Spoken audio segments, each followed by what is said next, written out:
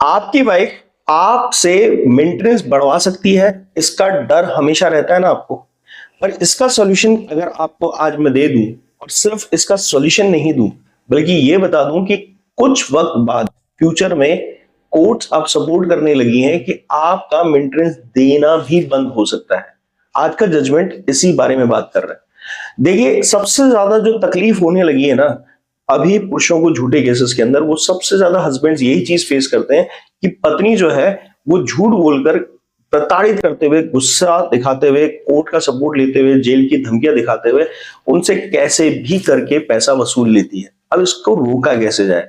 थोड़ा बहुत पैसा शुरुआत में अगर आप सरेंडर कर देते हैं और बात मान जाते हैं तो कभी कभी उस पर कोर्ट एग्री होकर आपका पीछा छोड़ देती है। पर कभी कभी गुस्सेल वाइफ्स जो एक्चुअली एक्सटॉर्शन का रीजन लेकर केसेस में चलती हैं, वो आगे अपील में जाके इस पैसे को बढ़वा सकती है। तो क्या वो बढ़वा सकती हैं? क्या उनके पास इतना राइट है? और सबसे इंपॉर्टेंट बात, आज ये जजमेंट आपके सामने एक सरप्राइजिंग एलिमेंट डिस्क्लोज करेगा जिसको सुनकर आपका दिमाग ना केवल शांत होगा, ठंडा हो जाएगा और आप आश्वस्त हो जाएंगे कि मेंटेनेंस के केसेस पूरी तरह से पत्नी को सपोर्ट नहीं करते, हस्बैंड को भी बहुत ज्यादा सपोर्ट करते हैं। सिर्फ देखने का नजरिया आपका बेहतरीन होना चाहिए।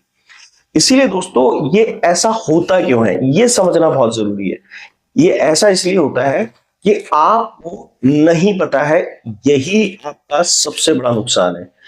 इसलिए आप एजुकेटेड क्यों नहीं हो जाते? आप लॉ के बारे में एजुकेटेड होकर उसको पूरा समझ लीजिए। हमारे कोर्सेस इस बात की एम्पावरमेंट हर उस आदमी को देते हैं जो इंसान अपने केसेस के अंदर बहुत टाइम से स्ट्रगल कर रहा है, समझ में नहीं आ रहा है।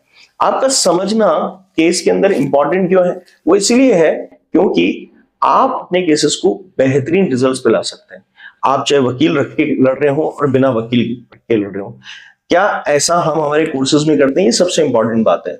डरे हुए वो खास तौर से लोग जो ये कहते रहते हैं कि बातें तो बड़ी अच्छी समझाई जाती हैं हमारे वीडियोस में, मगर क्या ये वाकई कोर्स में होती है? तो ये ही बात का जवाब ही सफिशिएंट है कि इन कोर्सेज में होता क्या है। जी हाँ, हमारे यहाँ पर जो बातें की जाती हैं वो ज्यादातर प्रैक्टिकल इंप्लीमेंटेशन ही होते हैं जो हमारे कोर्स होल्डर्स के साथ हम करते हैं।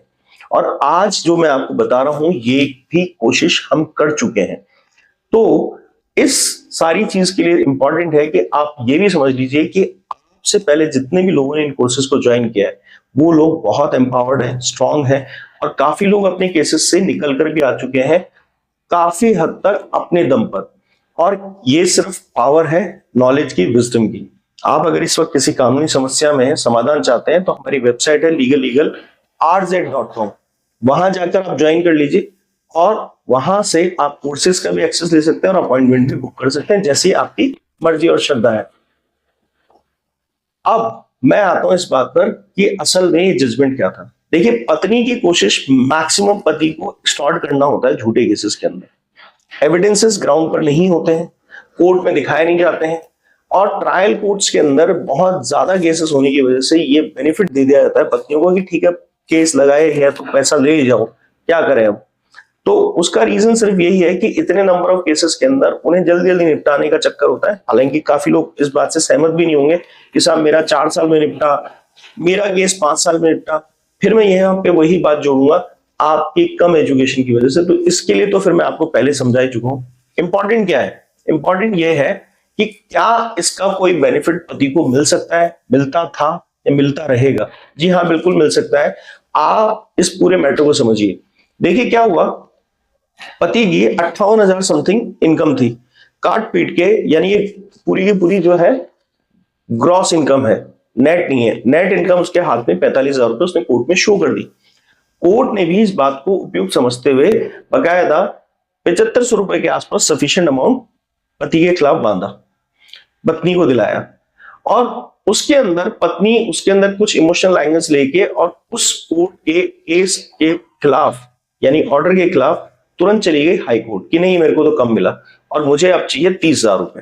जब पति के पास 45,000 रुपए बच रहे हैं, तुम्हें 30,000 क्यों दी? तो यहां पर कोर्ट ने इस बारीकी को समझाया कि देखिए, हम पैसा तो आपको वैसे भी दे चुके हैं, फैमिली कोर्ट ने अच्छा जजमेंट दिया है, आपके फेवर में है, पैसा बढ़ाने का आपको रीजन नहीं दे रही है, सिर्फ आप इसलिए आ रही है कि मुझे, मेरी चॉइस है, मेरी इच्छा है कि मेरे को ज्यादा पैसा मिले। पर क्यों मिले ये आपने नहीं समझाया, और जब तक आप नहीं समझाएंगी तब तक हम आपको किसी भी तरह से कोई बाइंडिंग इफेक्ट नहीं दे सकते कि हाँ आपको इतना पैसा या इससे ज्यादा पैसा मिलना चाहिए। बात यहां खत्म नहीं होती दोस्तों। फिर एक और गड़बड़ हुई, पत्नी ने ना केवल एविडेंस दिए बल्कि वह थोड़ा बहुत पति के खिलाफ एलिगेशंस भी लगाए और झूठ भी बोला। क्या झूठ बोला, कैसे झूठ बोला, ये जजमेंट का पार्ट है, आप पढ़ लीजिएगा, जजमेंट डिस्क्रिप्शन बॉक्स में आपको मिल जाएगा। अब इंपॉर्टेंट बात यहां आती है, कोर्ट ने जब उसके इतनी सारी गलतियां पकड़ी जो उसने कोर्ट में जाके अक्सर झूठी पत्नियां केसेस में करती हैं, तो कोर्ट ने कहा मैडम मेंटेनेंस तो जो है वही मिलेगा, इस मेंटेनेंस से कुछ राशि बचाकर आप स्किल डेवलपमेंट प्रोग्राम ज्वाइन कीजिए। 10% राशि के लिए कोर्ट ने रिकमेंडेशन दी और उस स्किल बेस्ड प्रोग्राम को आप जाकर सीखिए और खुद को सक्षम बनाने में टाइम क्यों नहीं लगा रही है, बजाय इसके कि बस इन कोर्टों में जा रही हैं, केसेस लड़ रही हैं, अलग अलग फॉर्म्स जो है एक्सेस कर रही हैं, सिर्फ इसलिए कि आपको फायदा मिल जाए, बाकी किसी को कुछ नुकसान हो तो हो जाए। इसी पे रोक लगाने के लिए ये चीज इंपॉर्टेंट हो गई है कि सशक्त महिला, सक्षम महिला, ये वर्ड बोले तो बहुत जाते हैं पर इनके ऊपर लागू करने जैसी बात कुछ नहीं रखी जाती। अब आपको इससे क्या फायदा होने वाला है ये समझ लीजिए। देखिए ये जो केस है इस पर पहले 90 से लेके और 2005 तक इस तरह से केस लड़े गए हैं। बहुत ज्यादा केसेस नहीं है तो बहुत रेयर भी नहीं है। ये केसेस जो है इनके अंदर यही सबसे बड़ा फायदा मिला पति को कि वहां पर वो लोग ये बात कहते थे कि भैया हम पैसा देना चाहते हैं, पर क्या पत्नी जिंदगी भर मुझसे बैठकर पैसा ही लेती रहेगी? क्या वो खुद की सक्षमता नहीं दिखाएगी? और असक्षमता का कोई ज्यादा बड़ा क्राइटेरिया नहीं है कि उसके अंदर जाकर है ना बस कोई कहते मैं असक्षम हूं, उसको साबित करना पड़ेगा। यहां पर भी कोर्ट ने इसी बात को रोका कि आपको मिल गया मेंटेनेंस ये काफी है, बाकी आप कहीं असक्षम नहीं नजरिए लग रही है और किसी तरह से कोई रीजनिंग नहीं दे पा रही है, तो इसीलिए आपको वहां पर एक स्किल बेस्ड प्रोग्राम का ऑफर देना है इस जजमेंट को लगा के। और बकायदा अगर आपकी पत्नी उस स्किल बेस्ड प्रोग्राम को सीख जाती है और उससे फिर वो कोई काम करती है तो बजाय उसको किसी जगह से बढ़िया सरकारी जगह से लोन दिला के आप उसकी मदद करने के लिए कोर्ट को पेशकश दें कि अब ये स्किल बेस्ड प्रोग्राम सीख चुकी है और कोर्ट के रिकॉर्ड पे तब तक जब तक वो प्रोग्राम सीख रही है, जब तक ट्रेनिंग ले रही है, उस स्किल ट्रेनिंग के बारे में रिकॉर्ड पे चढ़ाते रहिए। पत्नी से चढ़वा सकते हैं आप, आपको कहीं जाके लाने की जरूरत नहीं है, तो उसको देना पड़ेगा। इसमें फायदा ही होगा कि जब वो स्किल वुमन हो जाएगी तो कमाने में सक्षमता उसके सामने आ जाएगी। और ये मैंडेटरी भी है, उसका इनकार करना कि मैं सक्षम नहीं होना चाहती और मैं सक्षम नहीं हूं, दोनों में फर्क है।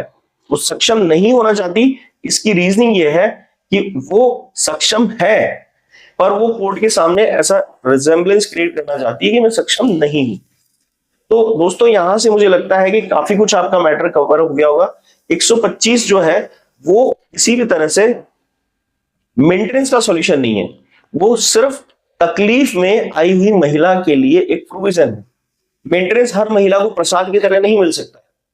तो अब आपको मेरी बात पूरी समझ में आई होगी, आप इस जजमेंट को यूज कर सकते हैं अपने केसेस के अंदर। अगर आप हाईकोर्ट क्वैश कराने जा रहे हैं तो ये बहुत अच्छा और बढ़िया जजमेंट है जो आपको एक अपॉर्चुनिटी प्रदान करेगा।